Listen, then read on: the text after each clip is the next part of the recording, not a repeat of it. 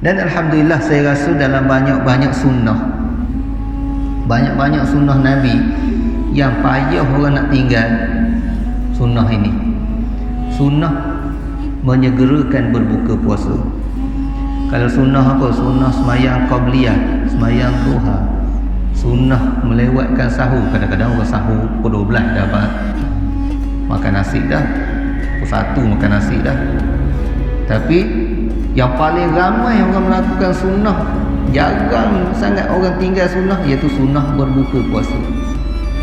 Jam dalam kereta sekalipun, cari air, jumpa air mineral, minum air, nak buka puasa, nak menyegerakan berbuka puasa. Ini sunnah yang boleh katakan paling payah lah. Kita nak cari sunnah yang lain yang seramai itu orang melakukannya. Alhamdulillahirabbil alamin, wa afdhalus salati wa atammut taslimi ala sayyidina Muhammad asyrafil anbiya'i wal mursalin wa ala alihi wa sahbihi ajma'in. Allahumma 'allimna ma yanfa'una wanfa'na bima 'allamtana wa zidna min karamika 'ilman ya 'alim. Sallallahu wasallam wa baraka ala sayyidina Muhammadin wa ala alihi wa sahbihi ajma'in. Tuan-tuan imam, muslimin dan muslimat yang dikasihi sekalian, insya-Allah kita menyambung kembali pembacaan kitab Umdatul Ahkam, himpunan hadis-hadis yang dilakukan oleh Imam Al-Hafiz Abdul Ghani Al-Maqdisi rahimahullahu ta'ala. Tuan-tuan muslimin dan muslimat sekalian, kita meneruskan lagi hadis berkaitan dengan puasa. Hadis yang ke-187 yang berbunyi an Aisyah radhiyallahu anha anna Rasulullah sallallahu alaihi wasallam qala man mata wa alaihi siyamun sama anhu waliyuh, wa akhrajahu Abu Dawud wa qala hadha fi an-nadri wa huwa qawlu Ahmad bin Hanbal.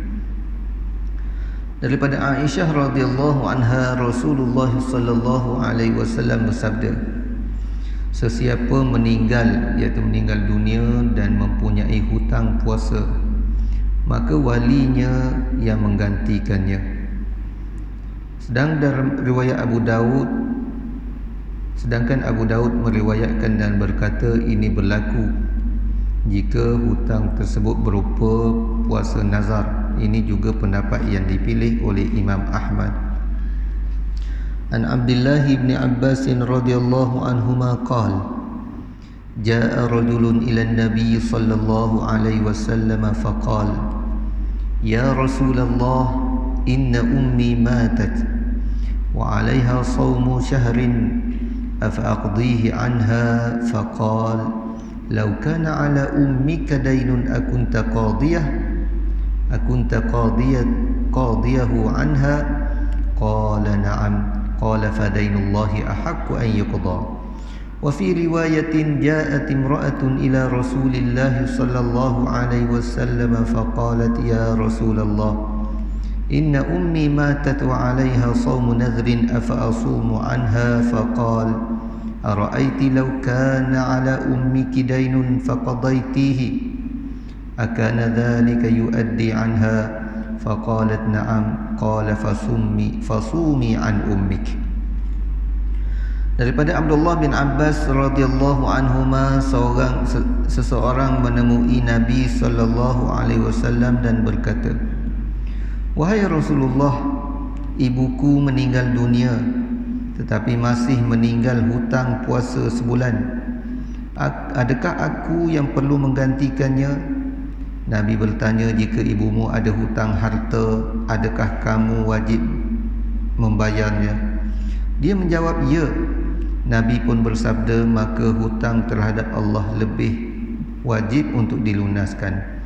Dalam riwayat yang lain, seorang wanita menemui Rasulullah sallallahu alaihi wasallam dan berkata, wahai Rasulullah, ibuku meninggal dan dia mempunyai hutang puasa nazar. Adakah aku perlu berpuasa untuk menggantikannya? Nabi bertanya, bagaimana pendapatmu sekiranya ibumu ada hutang lantas kamu yang membayarnya?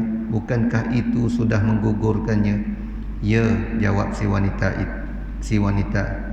Maka Nabi bersabda, berpuasalah engkau untuk menggantikan ibumu.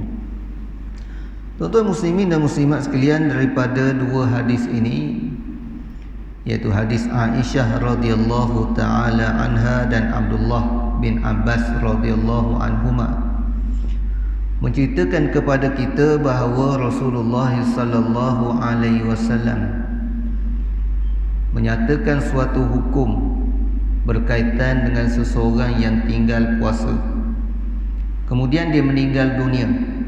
Orang yang tinggal puasa dia meninggal dunia, maka boleh wali dia, boleh kaum keluarga dia menggantikan puasa tersebut. Tinggal puasa boleh orang lain ganti. Ini adalah yang disebut secara jelas di dalam hadis yang kita bacakan tadi. Sama ada hadis Aisyah radhiyallahu taala anha yang menyatakan siapa yang mati dan dia ada meninggalkan puasa, iaitu puasa yang wajib, ada puasa yang wajib, maka wali dia boleh menggantikannya.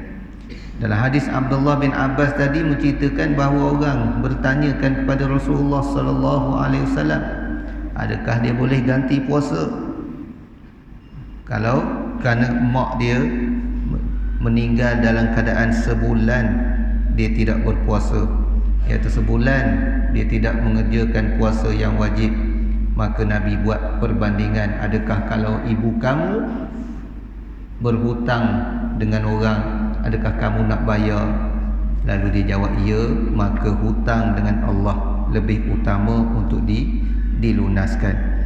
Ini dua dalil yang didatangkan kepada kita bahawa waris kepada si mati boleh menggantikan ataupun mengqadakan puasa bagi pihak si mati jika ada puasa yang wajib yang ditinggalkannya. Wa an Sahl bin Sa'd as-Sa'idi radhiyallahu anhu anna Rasulullah sallallahu alaihi wasallam qala la yazalu an-nasu bi khairin ma ajjalul fitr. Daripada Sahal bin Sa'ad as-Sa'idi radhiyallahu anhu bahawa Rasulullah sallallahu alaihi wasallam bersabda, manusia sentiasa dalam kebaikan selagi menyegerakan berbuka puasa.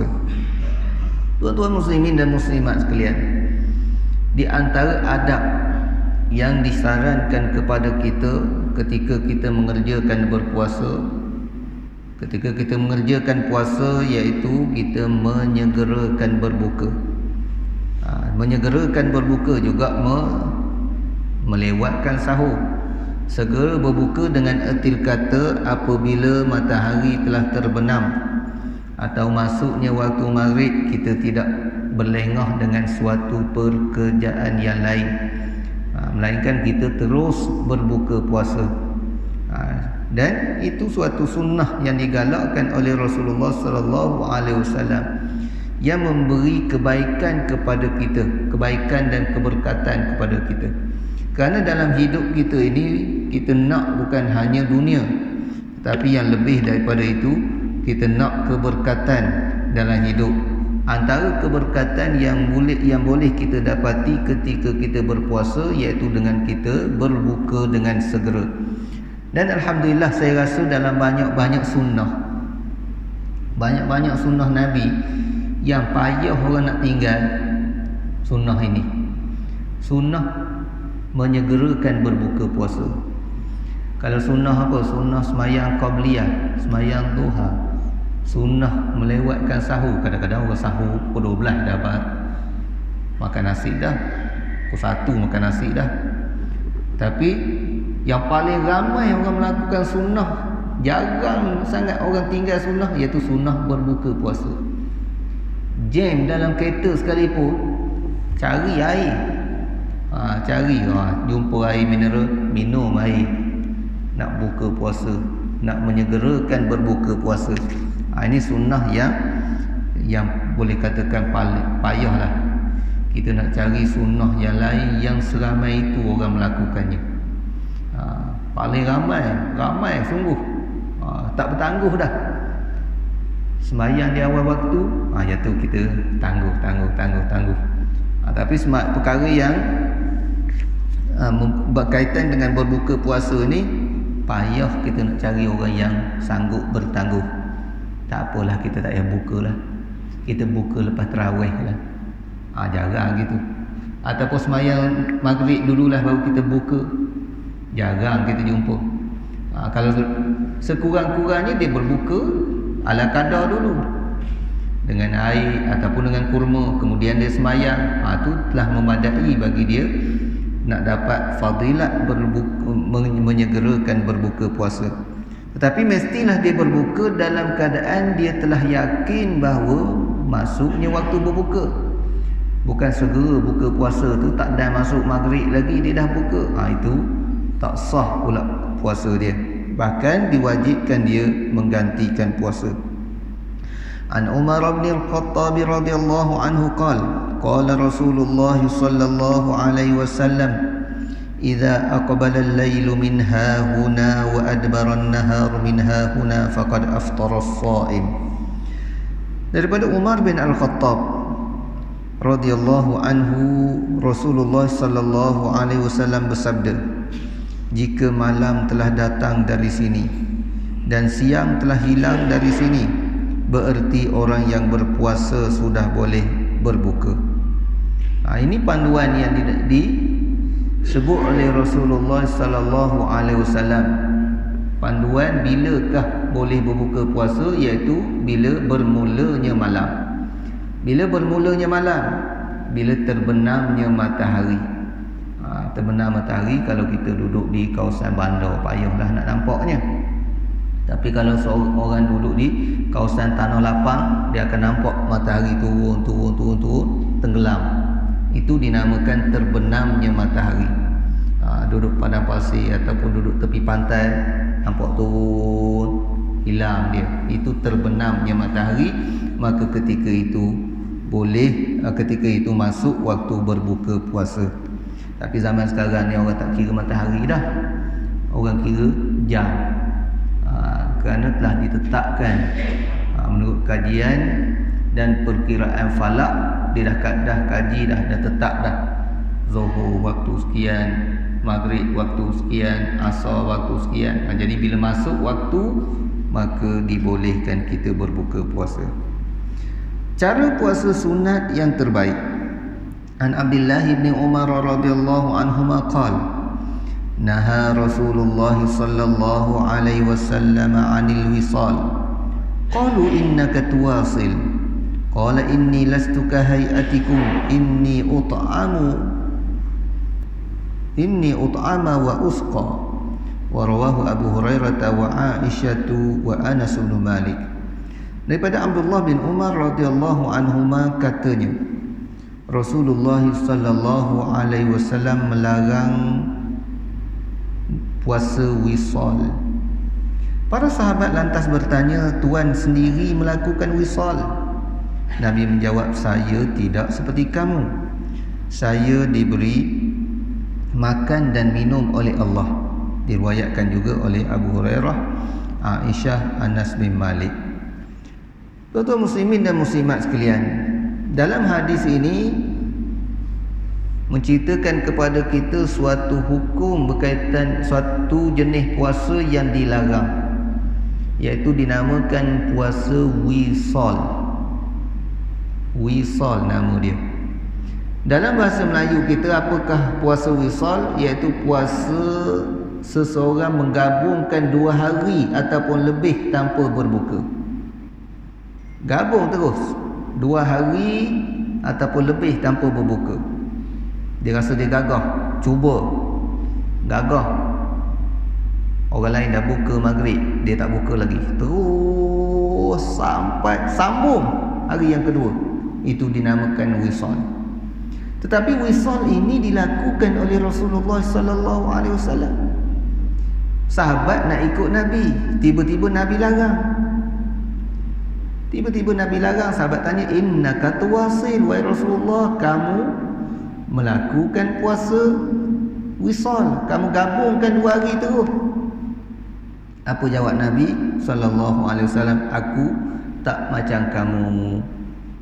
Kerana apa? Kerana aku diberi makan dan diberi minum oleh Tuhanku. Dalam riwayat yang lain, fa inni, sesungguhnya aku, yut'imuni rabbi wa yusqini, Tuhan aku yang bagi aku minum dan bagi aku makan. Apa maknanya? Maknanya kekuatan Nabi walaupun tak makan tak minum, macam orang makan dan minum juga. Kita kalau satu hari gabung 2 hari, jam kita, hilang kekuatan kita. 2 hari tak makan tak minum. Tetapi Nabi SAW 2 hari tak makan tak minum, dia kekuatan dia seumpama orang makan dan orang minum. Ini suatu kurniaan Allah Subhanahu wa taala kepada Rasulullah sallallahu alaihi wasallam. Dan ini juga dinamakan khususiat Nabi, suatu keistimewaan baginda sallallahu alaihi wasallam dan suatu hukum yang dikhususkan kepada baginda sahaja. Orang lain tak boleh. Tak boleh nak gabung 2 hari tanpa kita berbuka puasa. Gabung terus 2 hari ataupun lebih. Wali Muslimin an Abi Sa'idin al-Khudri radhiyallahu anhu, fa ayyukum arada an yuwasila falyuwasil ila as-sahar. Dalam riwayat Imam Muslim daripada Abu Sa'id al-Khudri radhiyallahu anhu, bahwasanya siapa antara kamu ingin melakukan wisal, naklah, bolehlah dia melakukan wisal sehingga waktu sahur. Maknanya dalam satu riwayat yang lain kata, tak apa, kalau mu nak wisal sangat, nak sambung sangat puasa kamu, directlah, tak payah buka sampai sahur dulu baru makan. Jangan sampai 2 hari. Jangan sampai 2 hari, Nabi kata. Mana kamu puasa pada hari ni, buka tu kalau mu tak nak buka lagi pun tak apalah, teruskanlah. Tapi waktu sahur jangan tinggal. Jangan tinggal sahur. Kamu tak dibenarkan menggabungkan puasa 2 hari tanpa kamu berbuka. Tapi kok mana pun, berbuka di awal waktu adalah suatu yang digalakkan sebagaimana yang kita baca tadi. Puasa paling utama dan lain-lain. An Abdullah bin Amr bin al-As radhiyallahu anhuma qala, ukhbira Rasulullah sallallahu alaihi wasallam anni aqul wallahi la asumanna an-nahar wa la aqumanna al-layla ma ishtu. Faqala Rasulullah sallallahu alaihi wasallam, anta alladhi qulta dhalik? Faqultu lahu qad qultu bi abi anta wa ummi. Faqala fa innaka la tastati'u dhalik fasum wa aftir wa kum wa nam wa sum min ash-shahri 3 ayyam fa innal hasanata bi 10 amsalha wa dhalika mithlu siyamid dahr. Qultu fa inni utiqu afdala min dhalik. Qala fasum yawman wa aftir yawmain. Qultu utiqu afdala min dhalik. Qala fasum yawman wa aftir yawma. Fadhalika mithlu siyami Daud wa huwa afdalus siyam. Faqultu inni utiqu afdala min dhalik. Qala la afdala min dhalik. Daripada Abdullah bin Amr bin al-As radhiyallahu anhuma, disampaikan kepada Rasulullah sallallahu alaihi wasallam ucapanku. Mana ada orang bagi tahu, orang report kepada Rasulullah ucapan dia. Apa ucapan dia? Demi Allah, aku boleh berpuasa sepanjang siang dan solat tahajud sepanjang malam. Maknanya dia bersumpah nak puasa siang hari, nak tahajud waktu malam, selagi aku hidup. Sepanjang hidup tak nak tinggal qiyamul lail, tak nak tinggal puasa. Maka Rasulullah SAW bertanya, kamu yang mengatakan seperti ini, betul ke mu cakap begini? Aku jawab, saya mengucapkannya demi ayah dan ibuku. Nabi bersabda, kamu tidak akan boleh melakukannya. Berpuasalah dan makanlah, solat malamlah dan tidurlah. Jangan direct semayang tanpa ada rehat langsung. Berpuasalah 3 hari dalam sebulan. Ini cadangan pertama Nabi. Kerana satu kebaikannya digandakan menjadi 10 kali. Satu sehari puasa pahala 10 ganda. Jadi 3 hari menyamai dengan 30 hari, 3 hari puasa pahala 30. Dan itu sama seperti puasa sepanjang tahun. Aku berkata saya boleh melakukan lebih daripada itu. Nabi menyuruh berpuasalah sehari dan berbukalah pada 2 hari berikutnya. Okey. Kalau merasa gagah lagi, Nabi kata sehari puasa 2 hari buka, sehari puasa 2 hari buka. Gili macam tu. Aku berkata saya sanggup lebih daripada itu. Dia kata hak tu pun rasa sikit lagi. Nak boleh tak lebih lagi? Nabi SAW menjawab, berpuasalah sehari dan berbukalah sehari. Gili. Puasa dak, puasa dak, puasa dak. Itu seperti puasa Nabi Daud dan itulah puasa paling utama. Saya menjawab, saya mampu lebih dari itu. Nabi SAW menjawab, tidak ada yang lebih baik daripada itu.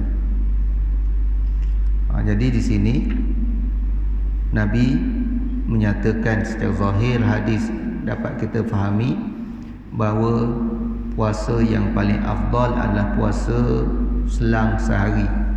Selang sehari ni tuan-tuan, pada hari yang tidak diwajibkan dan tidak diharamkan kita puasa. Jangan pula bulan Ramadan selang sehari. Selang sehari ni selang sehari pada waktu-waktu yang tidak diwajibkan kita puasa. Tu sunat ataupun afdal kita lakukan puasa sedemikian rupa. Tapi Ramadan tak boleh nak selang sehari, kena tiap-tiap hari. Dan Raya Haji tak boleh selang sehari, kerana 4 hari diharamkan kita puasa. Raya Haji 10 Zulhijjah, 3 hari Tashrik, 11, 12 dan 13. 4 hari tu direct tak boleh kita puasa. Yang tu tak boleh kita selang. Jadi selain daripada bulan Ramadan, selain daripada hari-hari yang dilarang kita berpuasa, maka pada hari yang dibenarkan kita berpuasa boleh selang. Itu yang paling afdal.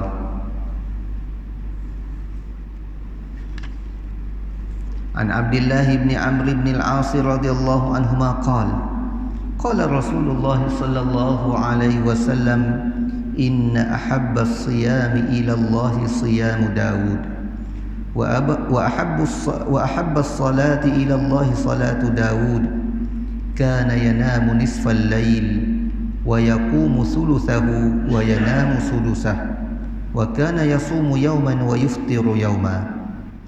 Daripada Abdullah bin Amr bin al-As radhiyallahu anhuma, Rasulullah sallallahu alaihi wasallam bersabda, puasa yang paling Allah cintai adalah puasa Nabi Daud. Solat yang paling Allah cintai adalah solat Nabi Daud. Ini puasa sunat. Solat ni pun solat sunat. Dia tidur separuh malam, lalu solat pada 2/3-nya, dan tidur semula pada 1/6-nya. Sehari dia berpuasa dan sehari tidak. Ini tuan-tuan, puasa sunat yang paling baik dan qiyamul lail yang paling baik. Kalau semayang di sini sudah pastilah semayang sunat, kerana semayang wajib tak termasuk dalam, tidak dimaksudkan dalam hadis ini. Dan semayang yang wajib merupakan semayang yang tidak boleh kita tandingi, kita bandingkan dengan mana-mana amalan yang sunat. Rasulullah sallallahu alaihi wasallam menyatakan, wa ma taqarraba ilayya 'abdi, dalam hadis kursi, bi syai'in ahabba ilayya mimma aftaradtu alaihi. Tidak ada suatu amalan yang dilakukan oleh hamba-Ku untuk mengabdikan diri kepadaku lebih aku suka berbanding dengan yang diwajibkan. Jadi semayang fardu, semayang 5 waktu dengan semayang sunat, walaupun qiyamul lail sekalipun, tak boleh kita nak buat perbandingan. Yang wajib tu yang paling dikasihi oleh Allah. Qiyamul lail tak tinggal, tapi subuh tak tahu mana hala, tak ada guna. Semayang puasa selang sehari, Ramadan selang sehari juga berdosa. Begitulah amalan-amalan yang lain. Yang fardu, yang wajib perlu kita utamakan berbanding dengan amalan yang sunat. Contoh orang yang kerja, tuan-tuan. Orang yang kerja, waktu kerja jangan sibuk buat amalan yang sunat. Contoh waktu kerja, orang sepatutnya dia buat kerja, ataupun guru sepatutnya dia masuk kelas, tiba-tiba tak masuk kelas. Sebab apa? Sebab dia semayang duha 8 rakaat. Habis semayang duha, zikir. Zikir hak ni 1000, hak ni 200, hak ni. Itu sunat, tetapi hak ni wajib, kewajipan dia, tanggungjawab dia. Begitulah amalan yang lain. Yang wajib adalah yang paling ditekankan oleh Rasulullah sallallahu alaihi wasallam dan yang paling dikasihi oleh Allah Subhanahu wa taala. Jadi malam dibahagikan dengan 6 bahagian. 6 bahagian. Separuh yang awal tidur dulu. Tidur di awal malam. Ini menunjukkan bahawa Nabi Daud dan golongan-golongan salafus salih, termasuk Nabi kita sallallahu alaihi wasallam, dia tidak berjaga lewat malam. Dia tidur awal, kemudian barulah dia bangun semula. Jadi tidur dulu, bangun qiyamul lail, kemudian tidur sebentar sebelum subuh. Itulah cara yang paling afdal. Cuma kalau kita tak sempat, tak salah, bangun sebelum subuh, qiyamul lail dulu sekejap. Subuh pukul 6.10, lebih kurang tak? 6.2 minit. 6.2 minit subuh, pukul 6 lah. Kita bangun 5.30, sempat lagi kita nak qiyamul lail 2 rakaat, sembahyang witir. Tak ada masalah. Tak ada masalah. Walaupun kita terus tak tidur sehingga subuh. Itu adalah lebih baik daripada kita tak buat langsung. Lebih baik pada tak buat. Sempat juga witir. Dan bila sebut witir ni, tuan-tuan, saya nak peringat ke kita semua bahawa witir dia merupakan semayang sunat yang digalakkan kita lakukan sepanjang tahun, bukannya waktu bulan Ramadan saja. Cuma bulan Ramadan dia ada beberapa perbezaan witir bulan Ramadan dengan witir pada bulan yang lain. Witir bulan Ramadan digalakkan kita berjemaah. Witir bulan Ramadan pada separuh yang akhir disunatkan pula kita baca kunut. Itu di antara perbezaan witir Ramadan dengan witir bukan Ramadan. Bukan Ramadan hukumnya tetap sunat. Lepas isyak ni, lepas isyak nak sembahyang sunat witir tu tak jadi masalah. Tak jadi masalah sembahyang witir. Bahkan dia lebih afdal daripada sembahyang duha. Lebih afdal daripada sembahyang duha. Tapi kalau kita buat muhasabah diri kita, tuan-tuan, mana banyak sembahyang witir ke sembahyang duha? Rasanya sembahyang duha banyak kita. Masyarakat kita lebih suka sembahyang duha berbanding dengan sembahyang witir. Kenapa, tuan-tuan? Kerana ada satu benda. Ada satu benda. Apa benda tu? Benda yang berkaitan dengan dunia.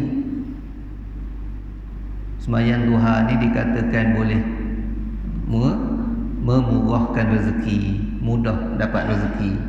Bila sebut rezeki, hak tu yang jadi galak ni. Hak tu yang semangat lebihnya. Tapi pahala dia suruh pahala lebih besar, sembahyang witir pahala lebih besar. Mana itu kita kena terima realiti. Realiti orang kita hak yang ada berasa nak untung dunia, hak tu lebih semangat berbanding dengan apa yang memang janji 100% janji akhirat. Itu kebiasaan kita. An Abi Hurairah radhiyallahu anhu qala awsani khalili sallallahu alaihi wasallam bi thalathin siyami thalathati ayyamin min kulli syahr wa rak'atay ad-duha wa an utira qabla an anam. Daripada Abu Hurairah radhiyallahu anhu katanya, kekasihku iaitu Nabi Muhammad sallallahu alaihi wasallam mewasiatkan kepadaku dengan 3 perkara. Puasa 3 hari pada setiap bulan, solat sunat, solat duha 2 rakaat, dan solat witir sebelum tidur. Ini pesanan Nabi kepada Abu Hurairah. Dipesan 3 perkara yang disebut di sini. Yang pertama, puasa 3 hari. 3 hari setiap bulan ini lebih-lebih utama pada hari yang dinamakan hari Bid, hari putih. 13, 14, 15 bulan tengah mengambang. Itu yang disunatkan kita melakukannya. Kalau nak pilih 3 hari, boleh kita pilih pada bila-bila masa, tetapi pada hari Bid, hari bulan mengambang, lebih afdal lagi. Itu 3 hari. Kemudian sunat duha. Sunat duha ni paling kurang 2 rakaat. Paling kurang 2 rakaat dan boleh dilakukan sehingga 8 rakaat. Walau bagaimanapun dia, kedudukan dia lebih rendah berbanding dengan sembahyang witir. Witir juga dipesankan oleh Rasulullah sallallahu alaihi wasallam, tetapi Rasulullah berpesan kepada Abu Hurairah wa an utira qabla an ana. Abu Hurairah berkata, Nabi pesan supaya aku melakukan witir sebelum aku tidur. Dalam hadis yang lain Nabi menyatakan ij'alu akhir salatikum bil laili witra. Jadikanlah sembahyang yang terakhir kamu di waktu malam adalah sembahyang witir. Jadi macam mana? Ada Nabi suruh secara umum jadikan witir sembahyang yang terakhir. Mana lewat malam, bangun qiyamul lail dekat-dekat nak subuh, barulah sembahyang witir last sekali. Tapi Abu Hurairah ni sebelum tidur dicadangkan oleh baginda sallallahu alaihi wasallam. Macam mana dua keadaan ni? Dua nampak bercanggah. Sebelum tidur ke bangun? Hak mana yang lebih afdal? Jawapannya tengok kepada kemampuan. Kerana di kalangan sahabat radhiyallahu taala anhum, ada di kalangan mereka yang mengerjakan witir di awal-awal lagi. Ada di kalangan mereka yang mengerjakan witir lewat. Bila ditanyakan kenapa kamu mengerjakan witir sebelum daripada kamu tidur, sahabat ni jawab, kalau silap Abu Bakar. Abu Bakar jawab, aku witir sebelum tidur kerana aku bimbang tak bangun qiyamul lail. Jadi selesaikan dulu witir. Kalau bangun sembahyanglah qiyamul lail, tak ada masalah. Aku selesaikan dulu witir kerana kalau aku tak bangun, ditakdirkan tak bangun sekalipun, aku dah selesai witir. Sayyidina Umar pula, dak, witir lewat. Kenapa? Kerana aku kalau witir awal takut rasa malas nak bangun. Jadi bila ada lagi semayang sunat yang aku tak buat, jadi semangat sikit. Tahajud belum lagi, witir belum lagi, ada 2 lagi paling kurangnya. Jadi aku lebih bersemangat untuk bangun. Jadi kedua-duanya diakui oleh Rasulullah sallallahu alaihi wasallam. Sebab itulah kita kena tengok diri kita. Tengok diri kita. Kalau diri kita rasa malas nak qiyamul lail, lepas isyak ni witir selalu. Witir selalu.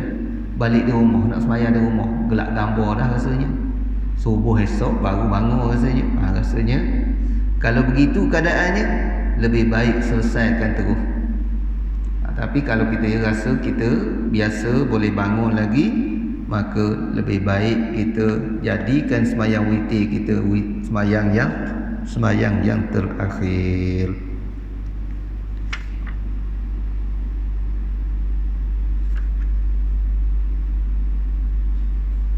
An Muhammad ibn Abbad ibn Ja'far radhiyallahu anhu qala sa'altu Jabir ibn Abdullah radhiyallahu anhuma anaha an-nabiy sallallahu alaihi wasallam an shaumi yaumil jumu'ah qala na'am wa zada Muslim wa rabbil Ka'bah.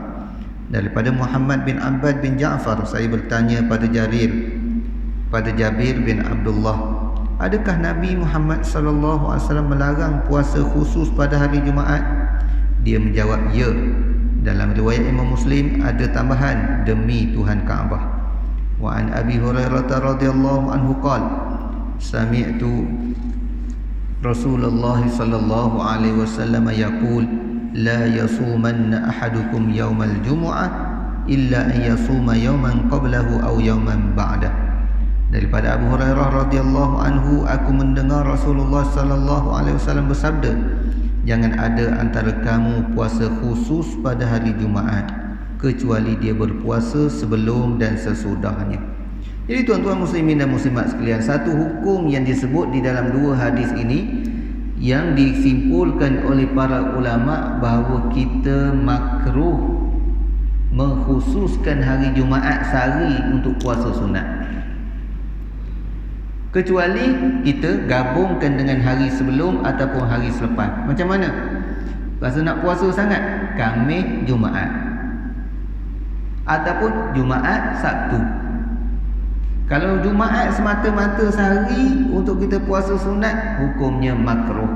Ini yang dimaksudkan oleh Rasulullah sallallahu alaihi wasallam. Kemudian hadis yang seterusnya kita sambung pada masa-masa yang akan datang. Wallahu alam. Assalamualaikum warahmatullahi wabarakatuh.